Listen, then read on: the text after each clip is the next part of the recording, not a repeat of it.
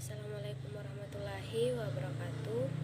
Perkenalkan, nama saya Irmayanti Ahmad, NIM 19210400005.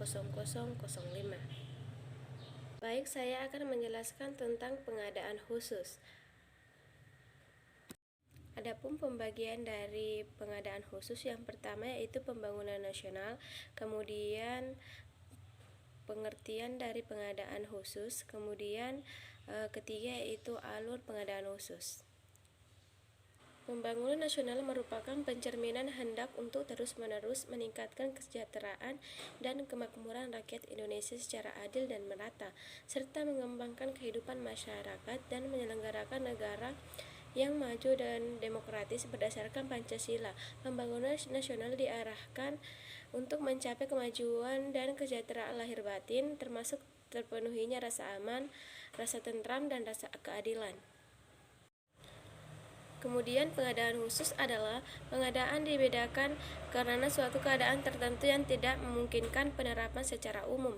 Dalam Peraturan Presiden Nomor 16 Tahun 2018 dan perubahannya, yaitu Peraturan Presiden Nomor 12 Tahun 2021 tentang pengadaan barang atau jasa, pemerintah diatur hal-hal mengenai pengadaan khusus dan pengadaan barang atau jasa pemerintah yang terdiri dari A. Pengadaan barang jasa dalam rangka penanganan keadaan darurat. Kemudian B. Mengadakan barang atau jasa di luar pengadaan barang atau jasa di luar negeri. C. Pengecualian. D. Penelitian. E. Tender atau seleksi internasional.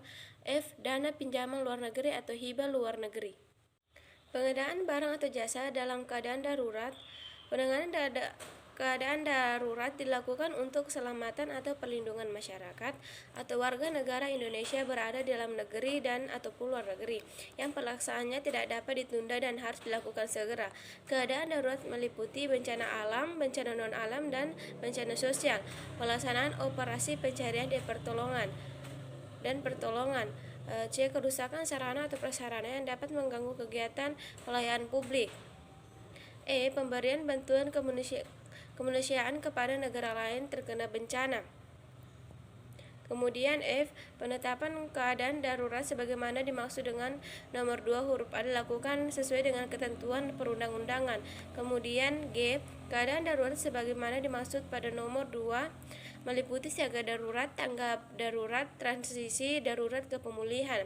H. Untuk penanganan keadaan darurat sebagaimana dimaksud pada nomor 2 PPK menunjukkan penyedia terdekat yang sedang melaksanakan pengadaan barang atau jasa sejenis atau pelaku usaha lain yang dinilai mampu dan memenuhi kualifikasi untuk melaksanakan pengadaan barang atau jasa sejenis. Kemudian I. Penanganan keadaan darurat dapat dilakukan dengan penggunaan konstruksi permanen. Dalam hal penyerahan pekerjaan permanen masih dalam kurun waktu keadaan darurat. Kemudian C. Penanganan keadaan darurat yang hanya bisa diatasi dengan konstruksi permanen. Penyelesaian pekerjaan dapat melewati masa keadaan darurat. Alur pengadaan khusus yang kedua yaitu pengadaan barang atau jasa di luar negeri. Dasar hukum pengadaan barang jasa di luar negeri mengikuti ketentuan Peraturan Presiden Nomor 16 Tahun 2018 ini. Dalam hal tidak dapat dilaksanakan, maka dapat menyesuaikan dengan ketentuan pengadaan barang atau jasa negara setempat ketentuan lebih lanjut mengenai tata cara pengadaan barang atau jasa di luar negeri. Setelah pengonsultasi dengan LKPP, ketentuan tersebut adalah sebagai berikut. Pengadaan barang atau jasa yang dilaksanakan di luar negeri berpedoman pada ketentuan dalam peraturan presiden ini. Kemudian, dalam hal ketentuan dalam peraturan presiden sebagaimana dimaksud pada nomor 1 tidak dapat dilaksanakan. Pelaksanaan pengadaan barang atau jasa menyesuaikan dengan ketentuan pengadaan barang atau jasa di negara setempat. Kemudian, ketentuan lebih lanjut mengenai tata cara pengadaan barang jasa diatur oleh perintah penyelenggara urusan pemerintah di bidang luar negeri setelah berkonsultasi. Kemudian alur pengadaan khusus yang ketiga itu penelitian. Tahapan kegiatan penelitian ini adalah yang pertama yaitu pengusulan baik untuk proposal baru maupun lanjutan. B. Seleksi proposal yang meliputi evaluasi dokumen proposal baru dan lanjutan. pemaparan dan pembahasan proposal, kunjungan lapangan, dan penetapan penugasan. C. Yaitu penugasan meliputi kontrak penugasan, pelaksanaan penugasan atau pengisian catatan harian, laporan kemajuan, menggunakan anggaran, monev internal dan eksternal. Kemudian D. Yaitu pelaporan meliputi laporan tahunan atau akhir, laporan penggunaan anggaran, seminar hasil, dan laporan iuran.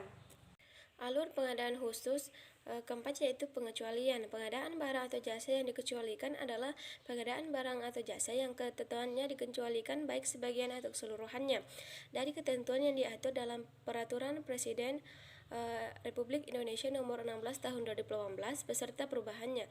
Dengan itu, ketentuan-ketentuan yang diatur adalah sebagai berikut. A. Yaitu pengadaan barang atau jasa pada badan layanan umum. Kemudian B. Mengadakan barang atau jasa yang dilaksanakan berdasarkan tarif yang dipublikasikan secara luas kepada masyarakat. Kemudian C. Yaitu pengadaan barang atau jasa yang dilaksanakan sesuai dengan praktis bisnis yang sudah mapan.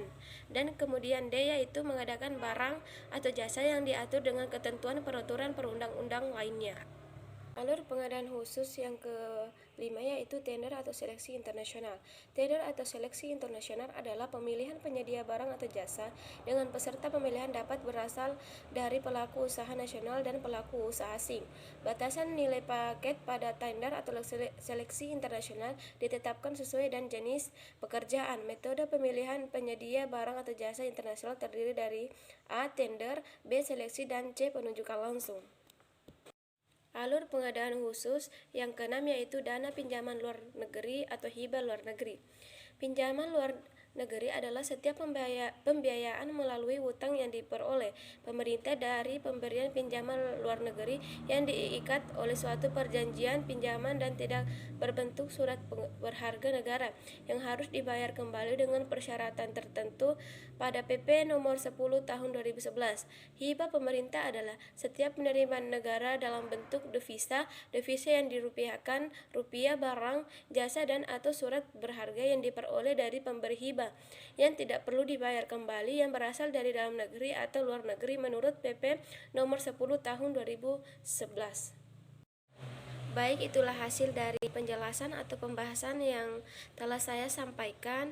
Lebih dan kurangnya mohon dimaafkan. Wabillahi taufiq wal hidayah. Wassalamualaikum warahmatullahi wabarakatuh.